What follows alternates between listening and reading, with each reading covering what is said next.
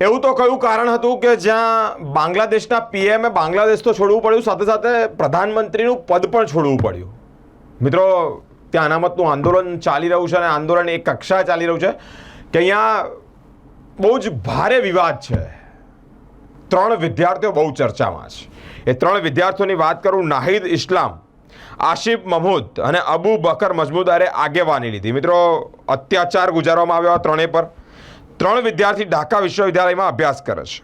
મિત્રો, કડકમાં કડક પગલાં લીધા અને ત્યારે સત્તા પરથી તેઓને હટાવવા માટે આંદોલનમાં આખી બાબત આંદોલનમાં ફેરવાઈ ગઈ. સ્થિતિ એટલી બગડી કે 4 ઓગસ્ટે શેખ હસીનાએ પીએમ પદ પરથી રાજીનામું આપી અને દેશ છોડવો પડ્યો. મિત્રો, બહુ જ ચર્ચાનો વિષય એ કે બાંગ્લાદેશના પીએમ શેખ હસીનાએ એક કક્ષાએ આંદોલન ફેરવાયું કે એમણે પોતે પ્રધાનમંત્રી પદ પણ છોડવું પડ્યું અને સાથે દેશ પણ છોડવો પડ્યો.